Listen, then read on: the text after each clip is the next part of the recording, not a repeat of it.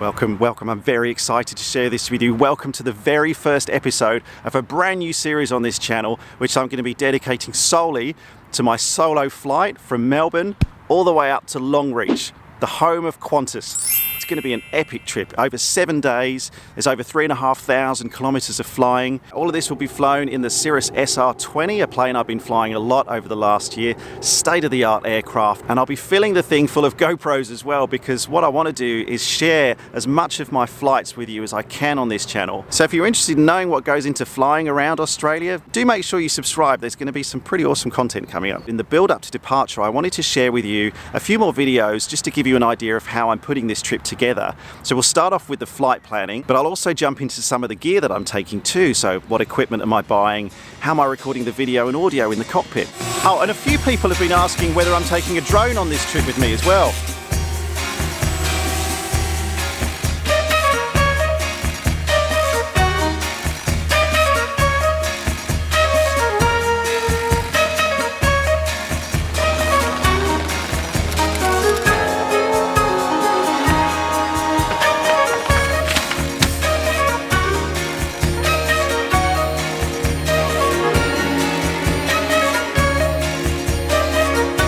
Sydney, Brisbane, Uluru. They're taking off from Moorabbin and heading up to Longreach is about here. And the basic idea is to go from Moorabbin up to Longreach and back again. But the trouble is you need to work out exactly how you're going to get from here to here, of course. Now each leg of the flight, I've got a couple of requirements for. First of all, is the bladder issue, which is basically most human beings can go for about maybe 3 to 4 hours before, well, you know. So you don't want your legs to be any longer than that because we don't have a toilet on board. And the other thing, the second thing for each leg to consider, and more importantly,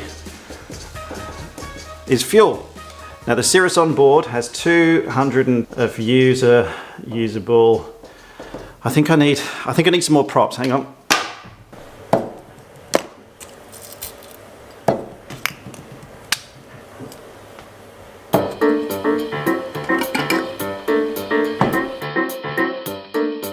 The Cirrus holds 212 litres of what's called usable fuel, and that means we can actually put more fuel than that in the tanks, but when we're doing fuel calculations we have to start with 212 litres being our maximum. Now from that, first of all, we have to take what's called a fixed reserve, and that's just a block of fuel that we're going to take out as a contingency.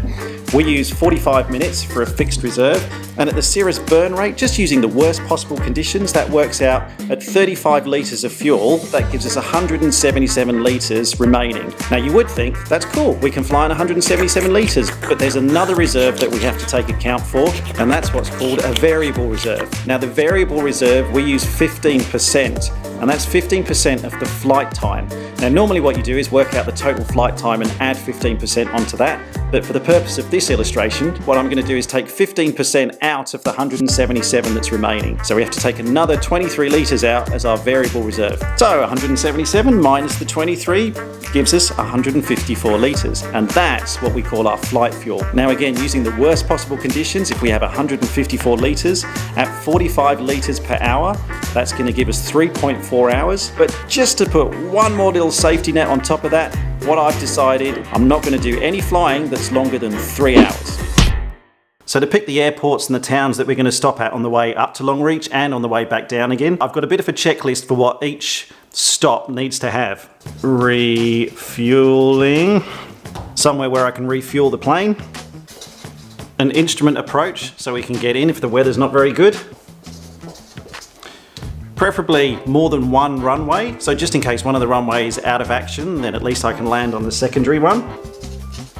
It needs to have a good alternate nearby, and an alternate that meets these requirements as well. Hopefully there's a decent town nearby as well, but more importantly, accommodation. So I need somewhere to stay overnight as well. So I've been choosing places to stop along the route based on this criteria. So where have I ended up with? The first place I'm going to be going to, and remember with our fuel calculations, we don't want to have any more than about 3.5 hours, is Parkes in New South Wales. stopping overnight at parks, hopefully checking out the dish, which I talked about in my last video. There is an option to refuel as well, if we want to. That's supposed to be a fueling Bowser. We are able to stop over at Wagga. That's day 1. Day 2, Charleville, up in Queensland. A shorter leg, no refueling stops, and then stopping overnight in Charleville, ready for Longreach. Then the other thing is I could come back on the same route, but I wanted to vary the return leg a little bit. So what I'm doing is from Longreach, my first stop on the way home, stopping at Bourke overnight, getting some rest. That's not too bad a leg. That's going to be about 2.5 hours. Afterwards, Griffith in New South Wales, and then just leaving myself on the final day, just a short leg back into Moorabbin again. And that's the trip. Now what I'm thinking is this is day 1, this is day 2, this is day 3, then I spend day 4 up in Longreach as well, day 5 to Bourke, day 6 to Griffith, 7 days in total, oh you can't see that, 7 days in total for Moorabbin.